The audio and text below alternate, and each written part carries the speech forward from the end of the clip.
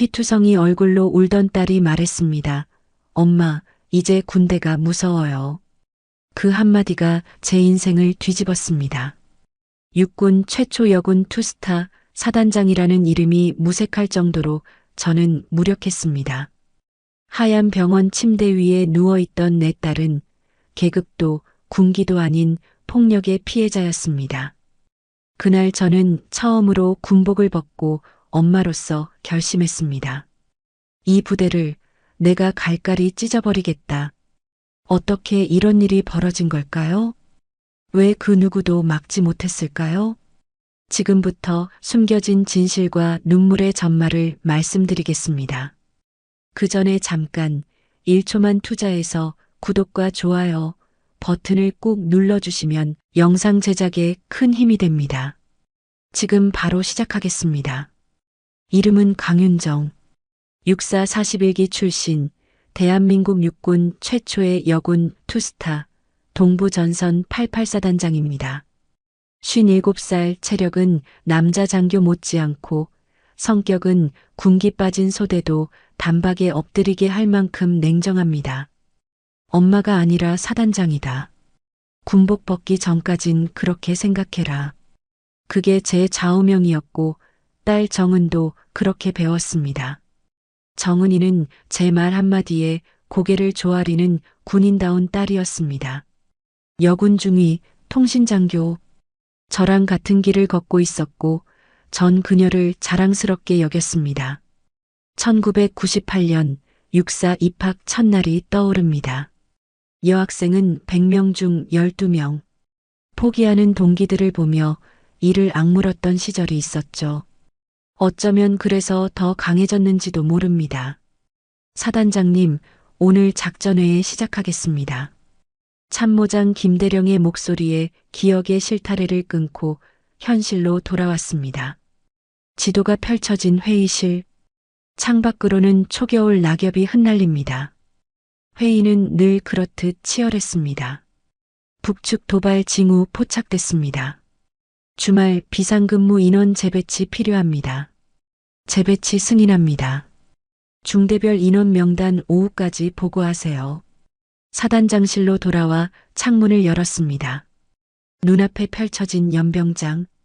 군인들의 발소리가 리듬감 있게 울려 퍼졌습니다. 주말이 다가오고 있었지만 군인에게 휴식은 사치였습니다. 특히 사단장에게는요.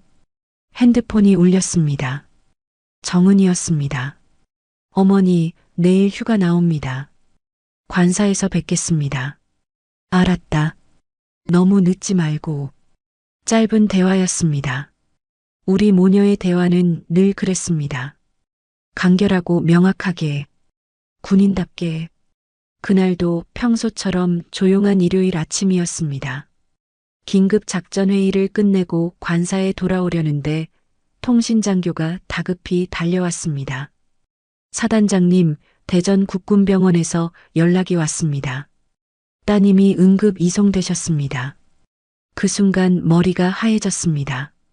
어제까지 멀쩡했던 정은이가 갑자기 병원에? 두근거리는 가슴을 진정시키며 물었습니다. 무슨 일이지? 자세한 내용은 알려주지 않았습니다. 다만 긴급 상황이라고 합니다. 순간 머릿속에서 사단장이라는 타이틀이 사라졌습니다. 제 모든 존재는 그저 엄마였습니다. 차 준비해. 지금 당장. 운전병에게 소리쳤습니다. 그가 당황하며 대답했습니다. 사단장님, 비상 상황인데. 내 명령이다. 바로 출발해. 시동 걸고 대기하라. 참모장이 달려와 막아섰습니다. 사단장님, 북측 도발 징후가 포착된 상황에서. 그의 말을 자르며 낮게 으르렁거렸습니다. 내 딸이다. 내 딸이 다쳤어. 부재 중인 작전권 대행해. 그건 내 임무야. 대답을 기다리지 않고 차에 올랐습니다. 빗발치는 불안감에 손끝이 떨렸습니다. 30년 군 생활 중 처음 느끼는 감정이었습니다. 공포. 6,000명 부하를 지휘하는 강윤정 사단장이 아니라 딸이 다쳤다는 소식에 무너져 내리는 한 여자 엄마였습니다. 사단 지프차는 빠르게 대전 국군병원을 향해 달렸습니다. 창밖으로 지나가는 풍경이 흐릿하게 번졌습니다.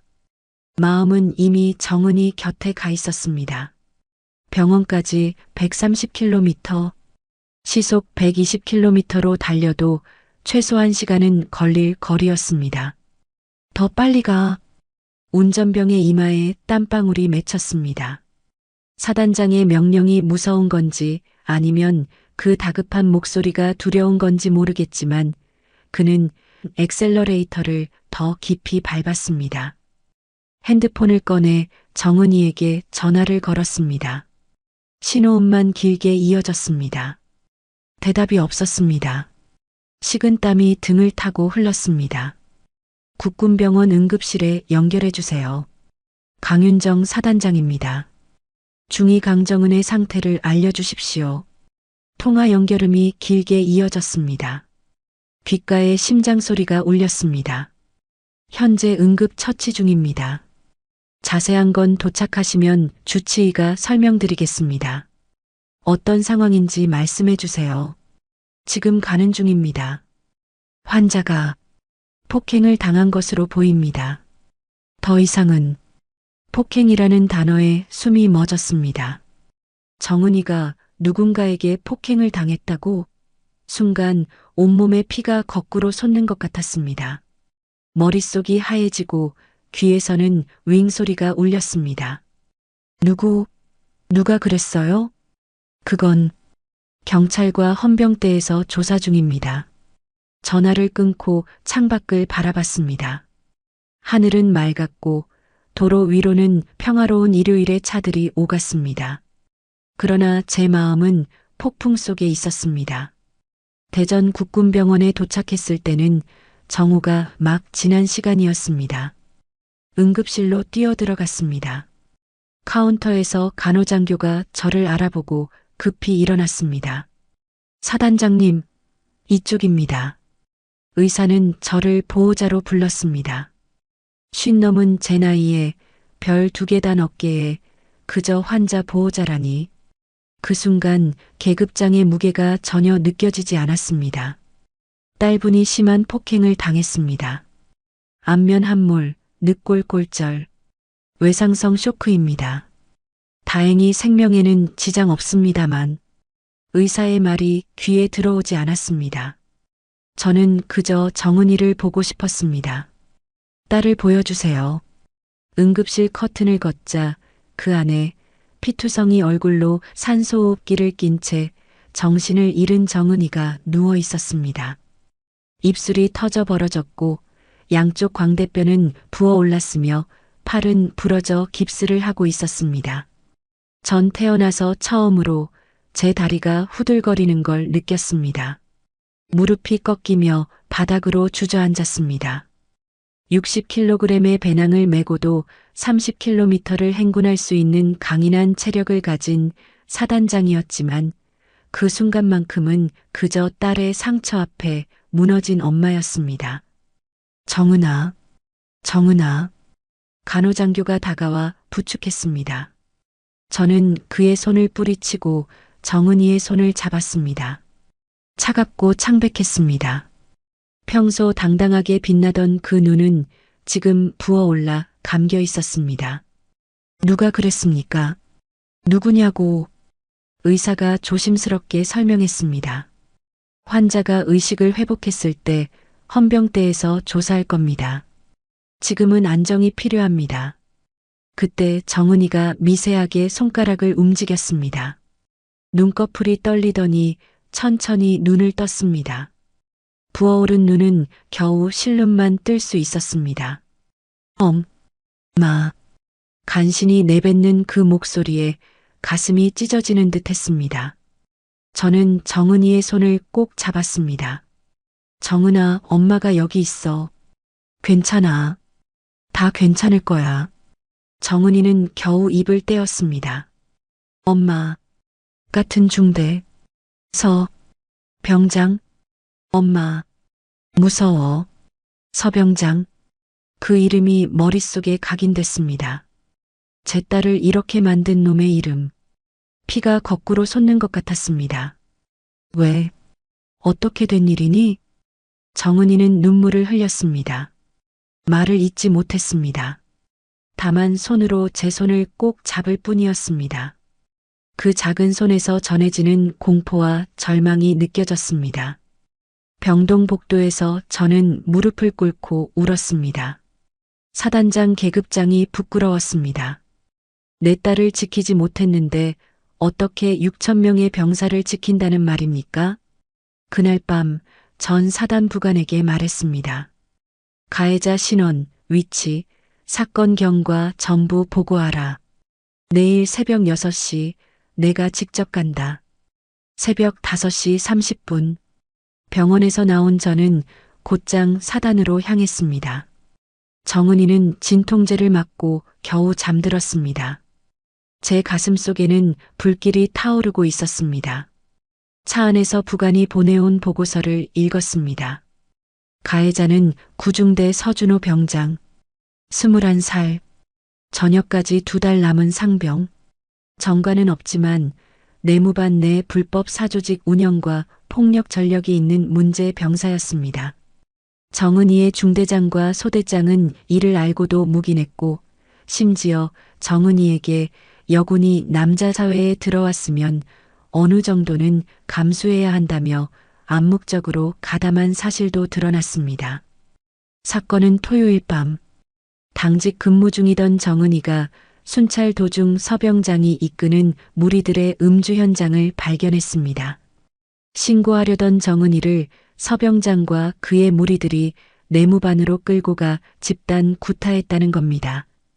정은이가 실려나간 후에야 양심의 가책을 느낀 동료 병사 한 명이 신고했습니다. 그마저도 늦은 신고였습니다. 끓어오르는 분노를 사기며 부대에 도착했습니다. 6시 정각, 구중대 내무반 앞, 제가 직접 들이닥쳤습니다. 전 병사 집합, 계급무 시, 나는 이 부대의 최고 지휘관이다. 명령을 위반하면 전원 보직해임이다. 졸린 눈으로 달려나온 병사들이 일렬로 서 있었습니다. 눈을 부릅뜨고 말했습니다. 서병장, 앞으로 나와. 키 180cm의 건장한 청년이 앞으로 나왔습니다. 눈빛이 불안했지만 어딘가 당당했습니다. 저는 그의 앞에 바짝 다가섰습니다. 내가 강정은 중위를 폭행했나? 서병장은 잠시 망설이더니 대답했습니다. 명령 불복종이었습니다. 저희는 그저 말이 채 끝나기도 전에 제 손이 날아갔습니다. 서병장의 뺨을 후려쳤습니다. 충격으로 그가 비틀거렸습니다. 병사들의 눈이 휘둥그레졌습니다. 감히 거짓말을 해? 너희가 집단으로 폭행했지. 여군이라서 약하다고 생각해서 그랬지? 서병장의 얼굴이 붉게 물들었습니다. 그의 눈에서 분노와 두려움이 교차했습니다. 사단장님, 그것은 입 닥쳐. 내가 지휘관에게 할 말은 없어. 너는 내 딸을 폭행했고 그것은 군법 위반이다. 순간 서병장의 표정이 변했습니다. 제가 정은이의 어머니라는 사실을 이제야 깨달은 듯 했습니다. 공포에 질린 얼굴이 되었습니다. 서병장, 전출 대기 없이 헌병인계. 중대장은 보직해임. 소대장은 영창. 그리고 구중대, 즉시 해체한다. 작전권은 7중대장이 임시 전담. 제 결정에 중대장이 급히 달려왔습니다. 사단장님, 그건 너무 과한 조치입니다. 군 규정상. 그의 말을 자르며 고함쳤습니다.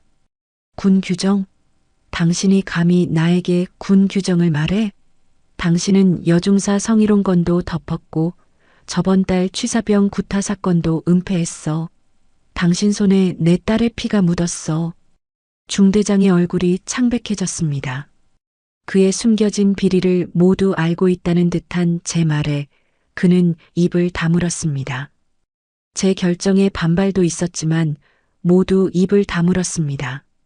왜냐하면 그들은 제 등 뒤에서 제가 손등에 붕대를 감은 딸을 끌어안고 오열하는 걸 봤기 때문입니다. 사단장이 아닌 한 엄마의 모습을 본 겁니다.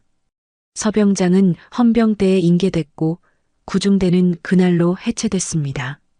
병사들은 다른 중대로 재배치됐고 장비는 새로운 지휘관에게 인계됐습니다.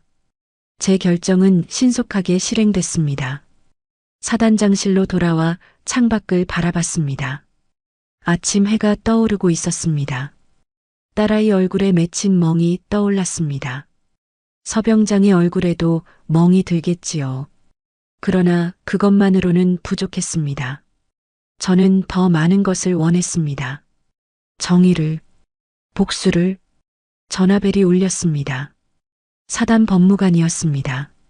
사단장님, 과정상 문제가 있습니다. 구중대 해체는 상급부대 승인이 필요합니다. 승인 필요 없어. 내 책임하에 진행해. 반대하는 사람은 전부 내 앞으로 보내. 전화를 끊고 펜을 들었습니다. 국방부에 보낼 보고서를 쓰기 시작했습니다. 내용은 간단했습니다. 군 내 성폭력 은폐, 조직적 가해, 살해 및 개선 방안. 제목을 보고 참모장이 놀라 물었습니다. 사단장님, 이건 내 딸이 당한 일을 똑바로 직시할 때가 됐어. 이건 우리 군의 문제야. 이제 청소를 시작할 거야.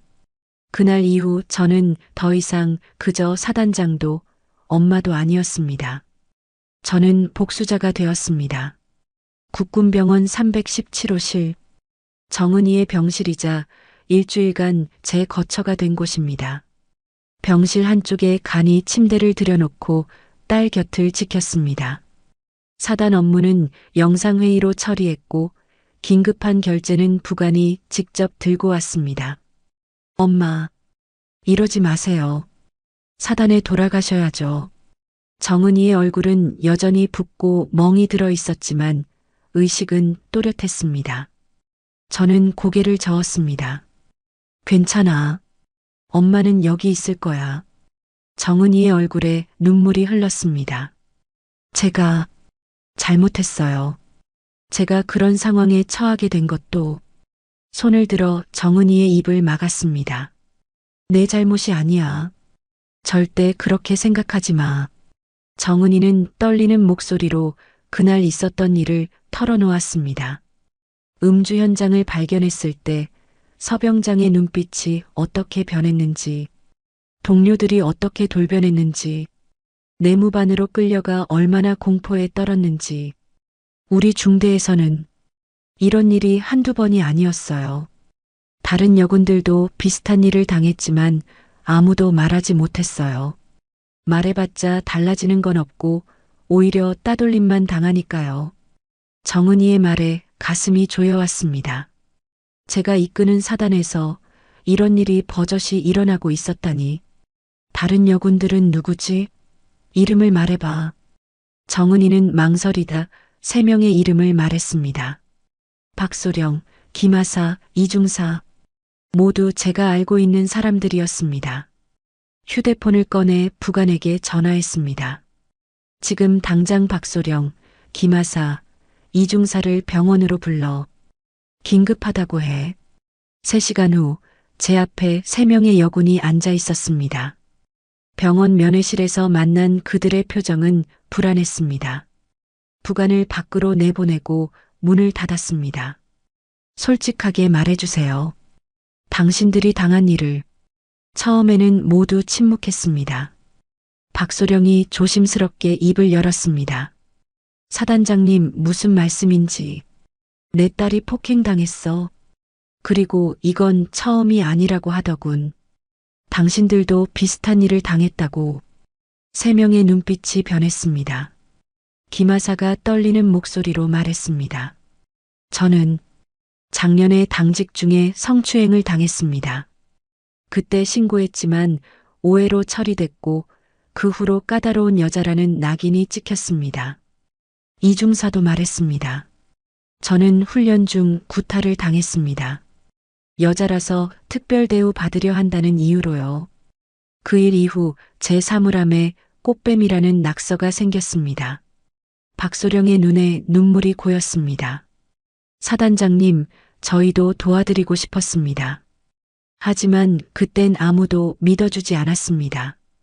그 말에 가슴이 찢어지는 듯 했습니다. 내가 이끄는 사단에서 내 눈앞에서 이런 일이 일어나고 있었는데 나는 알지 못했습니다. 그날 이후 저는 복수자가 되었습니다. 정은이 병실엔 일주일간 붙어 있었고 각 중대별 여군 성희롱, 폭행, 따돌림 사례를 전수조사했습니다. 사단 본부에 여군 인권특별조사팀을 꾸렸습니다. 여성 법무관, 헌병, 인사장교로 구성된 팀은 모든 여군을 익명으로 면담했습니다. 수면 위로 드러난 건 놀랍게도 정은이만의 문제가 아니었습니다. 남자들은 이기기 위해 뭉치고 여자는 살아남기 위해 침묵했다. 이게 군대 안여군의 현실이었습니다. 각 부대에서 하나둘씩 폭로가 이어졌습니다. 내무반 내 권력 구조, 여군을 향한 집단 따돌림, 지휘관들의 은폐와 무시, 모든 것이 드러났습니다. 이 모든 조사 과정에서 저는 정은이 곁을 지켰습니다. 딸의 상처가 아물어가는 것을 지켜보며 제 마음속 분노는 더욱 단단해져 갔습니다. 사단장님, 조사 결과 보고 드립니다. 법무관이 들고 온 보고서는 100페이지가 넘었습니다. 우리 사단 내 여군 인권 침해 사례는 지난 3년간 59건, 그중 공식 기록으로 남은 건 8건에 불과했습니다. 나머지는 모두 없던 일로 처리됐거나 피해자가 신고를 철회한 경우였습니다. 정은이가 깨어나 제 손을 잡았습니다. 엄마, 이제 그만하세요. 제 일로 이렇게까지. 이건 내 일만이 아니야. 우리 군의 문제야. 오래된 병폐야. 그때 핸드폰이 울렸습니다. 국방부였습니다. 강 사단장님, 과도한 조치라는 여론이 있습니다. 균형을 잡으시죠. 저는 말했습니다. 지금껏 불균형으로 몇 명의 딸이 피를 흘렸는지부터 계산해 보시죠. 국방부에서도 특별조사단을 꾸려주십시오. 그게 싫으시다면 제 사표라도 받으시든지요. 전화를 끊고 정은이를 바라봤습니다. 제 딸의 눈에는 두려움과 동시에 강인함이 깃들어 있었습니다. 그 눈빛에서 저 자신을 보는 것 같았습니다. 사단 안에서 제가 청소를 시작한 겁니다. 그 와중에 국방부에서 또다시 연락이 왔습니다. 사단장님, 너무 과한 조치라는 여론이 있습니다. 균형을 잡으시죠. 저는 말했습니다. 지금껏 불균형으로 몇 명의 딸이 피를 흘렸는지부터 계산해 보시죠. 퇴원 일주일 전 정은이의 상태는 눈에 띄게 좋아졌습니다. 얼굴에 붓기는 가라앉았고 깁스를 한 팔도 조금씩 움직일 수 있게 됐습니다. 그러나 그녀의 눈빛은 달라져 있었습니다. 예전에 당당하고 활기찬 모습은 온데간데였고 문이 열릴 때마다 움찔거리는 모습이 마음을 아프게 했습니다. 오늘은 좀 어때? 밥은 먹었니? 병실에 들어서자 정은이는 창밖을 바라보고 있었습니다. 제 목소리에 고개를 돌렸지만 눈은 허공을 응시하고 있었습니다. 네, 먹었어요. 건조한 대답. 정은이는 3주째 이런 상태였습니다. 말수가 줄고 웃음은 사라졌으며 밤에는 악몽에 시달렸습니다. 심리상담사가 진단한 외상 후 스트레스 장애 PTSD의 증상이었습니다. 창가에 앉아 정은이의 손을 잡았습니다. 하얗게 창백한 손이었습니다. 예전에는 연필과 총을 능숙하게 다루던 손이었는데 지금은 떨림이 멈추지 않았습니다. 사건 조사는 잘 진행되고 있어. 서병장은 구속 수감됐고 군사법원에서 재판이 시작됐어. 정은이는 무표정하게 고개를 끄덕였습니다. 그녀에게 이런 이야기가 위로가 되지 않는다는 것을 알면서도 제가 할 수 있는 말은 그것뿐이었습니다. 엄마. 오랜만에 정은이가 먼저 입을 열었습니다. 그 목소리는 너무 작아서 바람 소리처럼 들렸습니다. 엄마, 나 그냥 전역할래요. 그 말에 심장이 멎는 듯 했습니다. 정은이가 군인의 길을 포기한다고? 어릴 때부터 군인이 되고 싶어 했던 아이가 첫 발령받은 지 이제 고작 1년밖에 되지 않았는데? 정은아, 지금은 많이 힘들겠지만 엄마, 무섭고 치욕스러워요. 군복 입을 자신 없어요. 정은이의 눈에서 굵은 눈물이 흘러내렸습니다. 그녀의 어깨가 떨렸습니다. 매일 밤 악몽을 꿔요. 그날의 기억이 자꾸 떠올라요. 걔네들 얼굴이 눈앞에 아른거리고 그때의 공포가 다시 밀려와요. 숨을 쉴 수가 없어요. 정은이가 울음을 터뜨렸습니다. 어린아이처럼 엉엉 울었습니다. 제 품에 안겨 오열했습니다. 그 모습에 가슴이 찢어졌습니다. 내가 잘못했어요. 좀 더 조심했어야 했는데, 신고하지 말았어야 했는데. 아니야. 내 잘못이 아니야. 정은이의 어깨를 꽉 잡고 그녀의 눈을 바라봤습니다. 내가 잘못한 게 하나도 없어. 그들이 잘못한 거야. 그리고 그들은 벌을 받을 거야. 정은이는 고개를 저었습니다. 소용없어요. 다시 부대로 돌아가면 또 다른 서병장이 있을 거예요. 이번엔 엄마가 사단장이 아닐 수도 있고요. 난 이제 지쳤어요. 더는 싸울 수 없어요. 그 말에 전 처음으로 말을 잃었습니다. 내가 지키려는 군대가 내 딸을 이렇게 만들었다는 사실에 피가 끓었습니다. 30년 군 생활, 수많은 난관을 극복하며 여기까지 온 길, 그 여정에서 흘린 눈물과 땀이 떠올랐습니다. 저도 정은이처럼 포기하고 싶었던 순간이 있었습니다. 사관학교 시절 유일한 여자라는 이유로 당한 차별과 따돌림, 첫 근무지에서 상관에게 당한 성희롱, 진급에서 누락됐을 때의 절망감. 하지만 저는 포기하지 않았습니다. 더 강해졌고 더 높이 올랐습니다. 정은아, 내가 군복을 벗겠다면 엄마도 같이 벗을게. 정은이의 눈이 커졌습니다. 엄마가 뭘? 엄마는 사단장이잖아요. 그래, 사단장이지만 그보다 먼저 내 엄마야. 내가 지키지 못한 군대에서 내 딸이 상처받는 걸 더는 볼 수 없어. 정은이의 눈에 당혹감이 어렸습니다. 하지만 엄마, 그건 엄마의 꿈이었잖아요. 최초의 여군 사단장이 되는 거, 그 꿈은 이루었어. 이제 새로운 꿈을 꿀 거야. 더 나은 군대를 만드는 꿈. 그날 밤 저는 국방부 고위 간부에게 전화를 걸었습니다.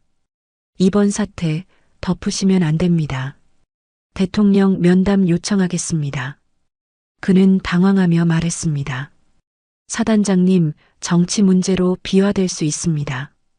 좋습니다. 그럼 정식으로 제 사표 수리해 주시죠. 일단 제 인터뷰는 내일 오전 10시 JTBC입니다. 그렇게 말하고 전 전화를 끊었습니다. 창밖을 바라보니 병원 정원에 봄비가 내리고 있었습니다. 그 빗소리를 들으며 정은이가 잠들었습니다. 처음으로 평온한 얼굴이었습니다. 저는 병실 침대 옆 의자에 앉아 노트북을 켰습니다.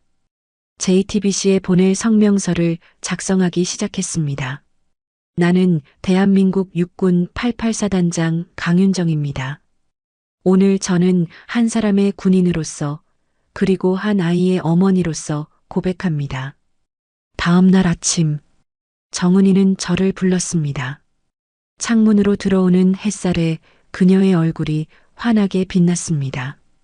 어제와는 다른 기운이 느껴졌습니다. 엄마 아냐, 사단장님. 그 호칭에 놀라 고개를 들었습니다. 정은이의 눈빛이 달라져 있었습니다. 어제의 절망감은 사라지고 그 자리에 작은 불씨가 타오르고 있었습니다. 어젯밤 동기들이 왔어요. 동기들이? 네, 사관학교 동기들이요. 12명이나 왔었어요. 엄마가 잠깐 나가셨을 때 정은이의 목소리에 힘이 실렸습니다. 걔네들이 울면서 말했어요. 내가 계속 군에 남아 있어줘야 우리도 살아남는다고. 내가 포기하면 모든 여군들이 포기해야 할지도 모른다고. 정은이의 눈에서 눈물이 흘렀지만 그것은 어제의 절망의 눈물이 아니었습니다. 결연함이 담긴 눈물이었습니다. 엄마, 제가 너무 이기적이었어요. 저만 생각했어요. 하지만 제가 군복을 벗으면 그놈들이 이기는 거잖아요. 저뿐만 아니라 다른 여군들도 똑같은 일을 당할 수 있는데 제 가슴이 뜨거워졌습니다.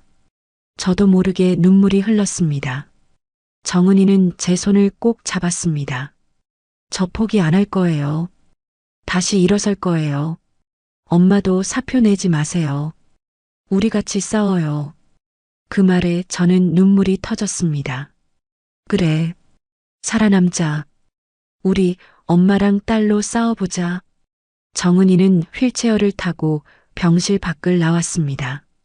그리고 병원 로비에 앉아 여군 피해자들과 대화를 나눴습니다. 그녀는 리더가 되어가고 있었습니다. 그날 오후 JTBC 기자가 병원을 찾아왔습니다. 원래 저 혼자 인터뷰할 예정이었지만 정은이가 자청했습니다.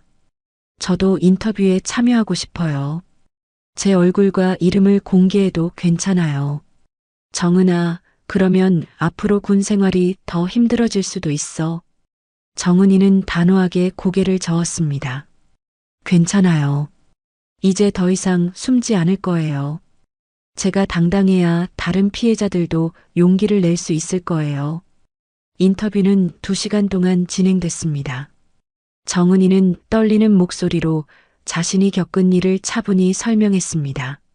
저는 사단장으로서 그리고 엄마로서 군 내 여성 인권 실태와 개선 방안에 대해 이야기했습니다. 우리 군은 변화해야 합니다. 구시대적인 남성 중심 문화, 폭력을 용인하는 분위기, 피해자를 보호하지 못하는 시스템, 이 모든 것을 바꿔야 합니다. 기자가 물었습니다. 사단장님, 이번 사태로 인해 군 내부에서 반발도 있을 텐데 어떻게 대응하실 계획인가요? 반발이 있을 겁니다. 하지만 저는 물러서지 않을 겁니다.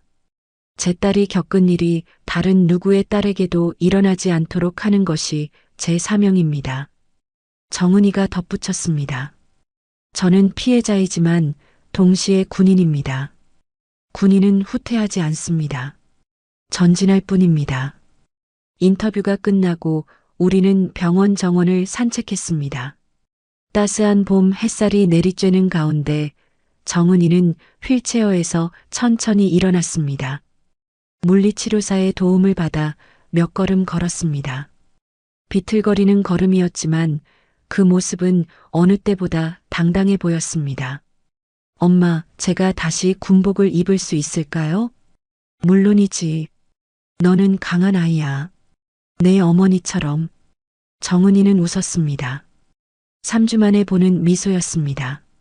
그 웃음에 제 마음도 환해졌습니다. 병원에 돌아와 컴퓨터를 켰습니다. 이메일함에는 수십 통의 메시지가 와 있었습니다. 대부분 위로와 지지의 메시지였습니다. 전국 각지의 여군들, 사관학교 후배들, 심지어 퇴역한 선배 장교들까지 그중 한 이메일이 눈에 띄었습니다. 발신인은 전 육사 일기생 여생도 일동. 제 선배들이었습니다. 강 사단장님, 당신의 용기에 경의를 표합니다.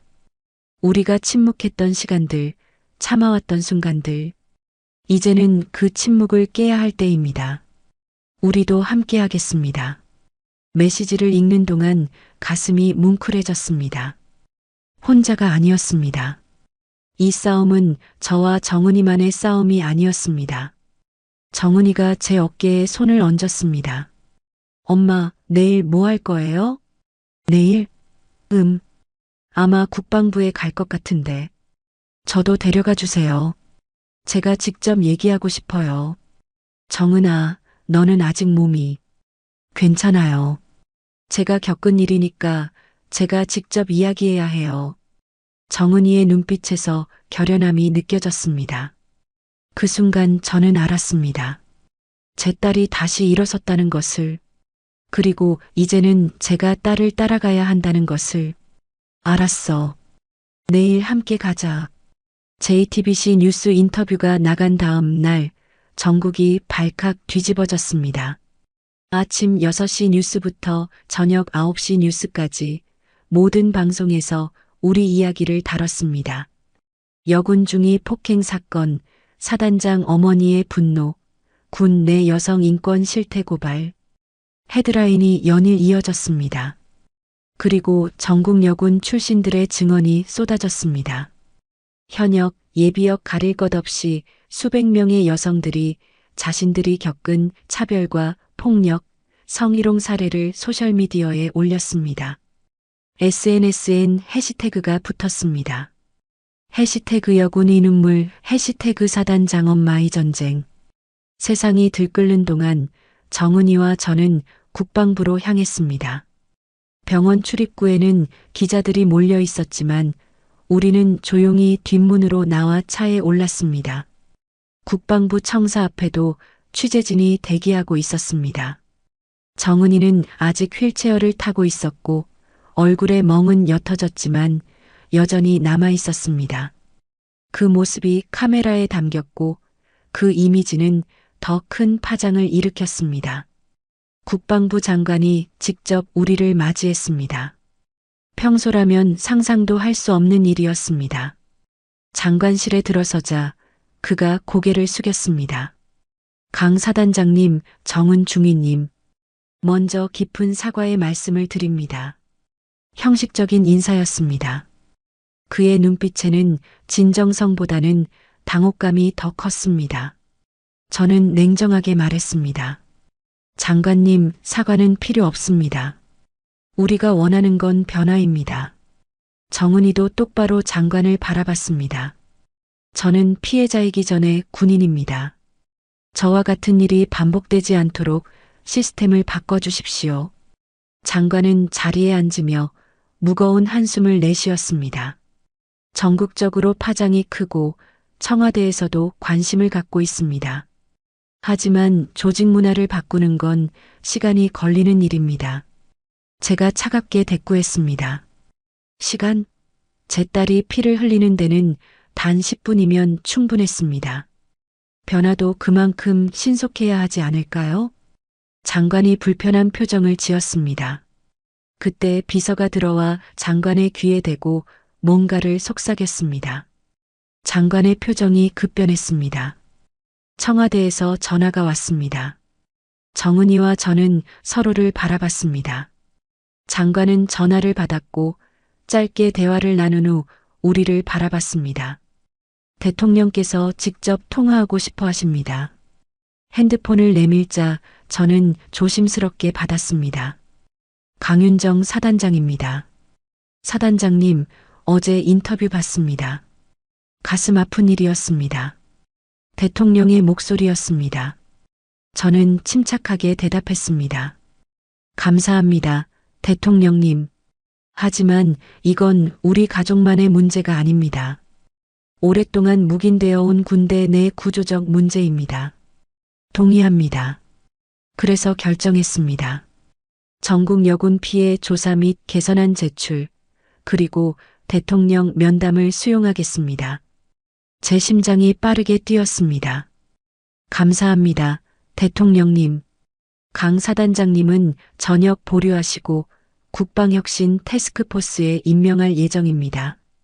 정은 중위님도 원하신다면 특별휴직 후 복귀할 수 있도록 조치하겠습니다. 전화를 끊고 정은이를 바라봤습니다. 그녀의 눈에 희망의 빛이 어렸습니다. 청와대에서 비서실 명의로 공식 연락이 왔습니다.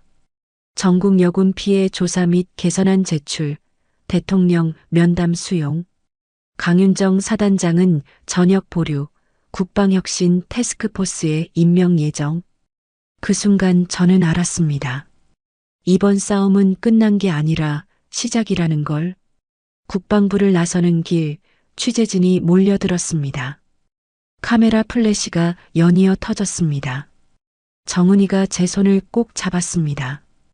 엄마, 인터뷰해도 될까요? 고개를 끄덕였습니다. 정은이는 휠체어에서 천천히 일어나 마이크 앞에 섰습니다. 그녀의 목소리는 떨리지 않았습니다.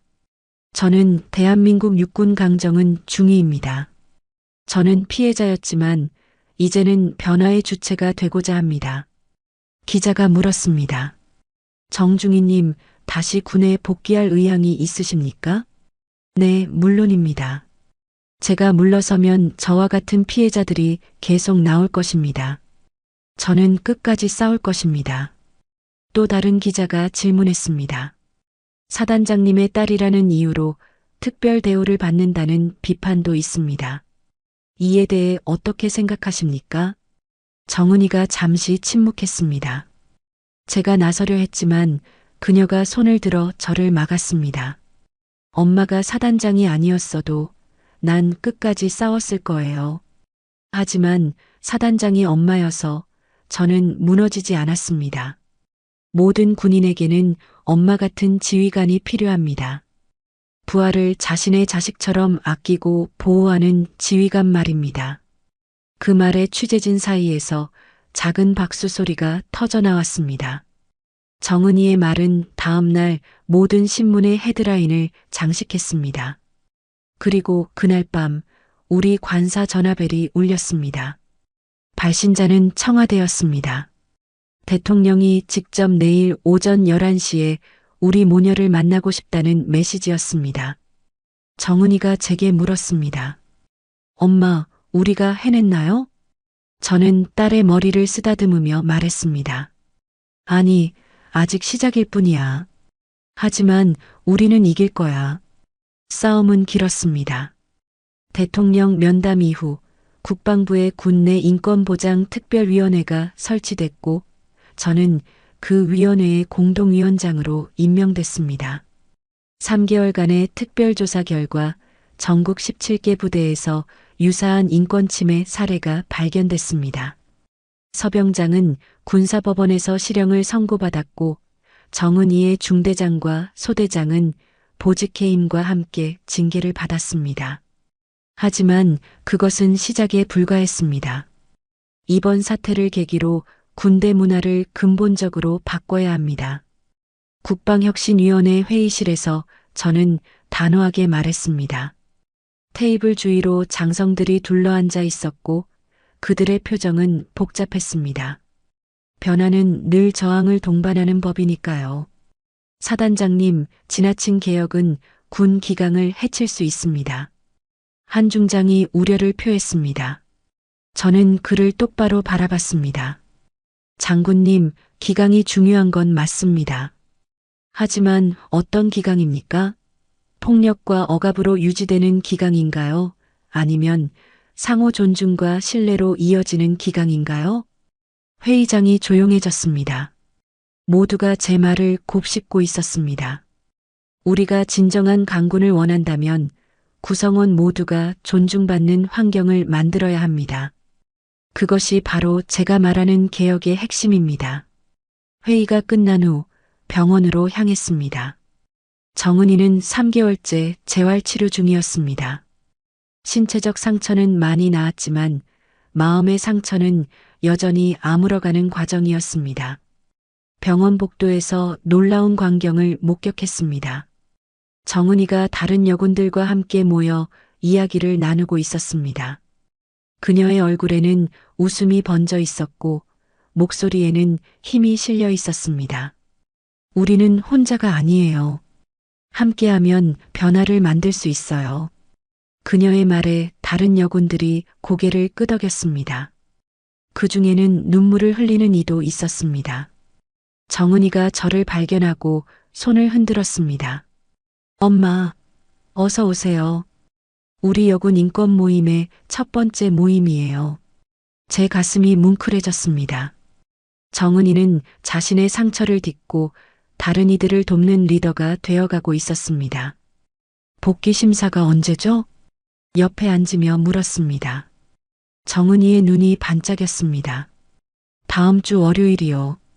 의사 선생님이 통과할 거라고 하셨어요. 3개월 후 정은이는 복귀 심사를 통과하고 복직했습니다. 다만 이전 부대가 아닌 국방부 직할부대로 발령받았습니다. 그곳에서 그녀는 군 인권교육 프로그램을 개발하는 일을 맡았습니다. 전 국방혁신위원으로 임명돼 성폭력 예방과 여군제도 개선에 앞장섰습니다. 딸과 함께 군을 바꾸어 나가는 일, 그것은 제가 꿈꾸지 못했던 새로운 도전이었습니다. 사단장님, 정은중위님, 교육부에서 특강 요청이 왔습니다. 비서의 말에 정은이와 저는 서로를 바라봤습니다. 우리의 이야기가 군을 넘어 사회로 퍼져나가고 있었습니다. 정은이가 고개를 끄덕였습니다. 함께 가요, 엄마. 그날 밤 사무실에서 늦게까지 일하다 집으로 돌아가는 길이었습니다. 정은이가 제 차에 타고 있었습니다. 창밖으로는 서울의 밤 풍경이 흘러갔습니다. 엄마. 응? 그때 엄마가 그렇게 분노한 이유가 뭐였어요? 정말 단지 제가 딸이어서였나요? 제가 잠시 생각에 잠겼습니다. 그날의 감정, 그 폭발적인 분노가 다시 가슴에 일렁였습니다. 처음에는 그랬을지도 몰라. 너를 다치게 한 사람들에 대한 분노였지. 하지만 점점 그건 우리 군이 안고 있는 문제에 대한 분노로 바뀌었어. 내가 30년간 몸담았던 조직이 내 딸뿐 아니라 수많은 사람들에게 상처를 주고 있다는 사실에 화가 났던 거야. 정은이가 조용히 고개를 끄덕였습니다. 나도 그래요. 이제는 단지 내 상처를 치유하는 것뿐만 아니라 다른 이들의 상처도 막고 싶어요. 한강변을 따라 차가 달렸습니다. 물결 위로 도시의 불빛이 반짝였습니다. 마치 우리의 희망처럼 작지만 강인하게 빛나고 있었습니다. 1년이 지났습니다. 정은이는 대위로 진급했고 저는 국방부군 인권정책관으로 자리를 옮겼습니다. 우리가 시작한 변화는 천천히 그러나 확실하게 군 내부에 퍼져나갔습니다. 여성군인 인권보호 지침이 강화됐고 폭력신고 시스템이 개선됐으며 가해자에 대한 처벌도 강화됐습니다. 무엇보다 중요한 것은 군 문화가 조금씩 바뀌어가고 있다는 점이었습니다. 사단장님, 그때 왜 그렇게까지 하셨습니까? 한 기자가 인터뷰에서 물었습니다. 지금은 더 이상 사단장이 아니지만 사람들은 여전히 저를 그렇게 불렀습니다. 정은이가 제 옆에 앉아 있었습니다. 우리는 서로를 바라보며 웃었습니다. 전 웃으며 대답했습니다. 그땐 내가 사단장이기 전에 엄마였거든요. 정은이가 제 손을 꼭 잡았습니다. 그 손에서 전해지는 따스함이 가슴에 스며들었습니다. 이제 우리는 군인이기 전에 인간이었고 지휘관이기 전에 보호자였으며 사단장과 중위이기 전에 엄마와 딸이었습니다. 그것이 우리가 깨달은 가장 소중한 진실이었습니다. 밤하늘에 별이 빛났습니다. 제 어깨의 별 2개보다 더 밝게, 더 아름답게. 그 별빛 아래서 우리는 새로운 여정을 계속했습니다. 이제는 사단장과 중위가 아닌 그저 엄마와 딸로서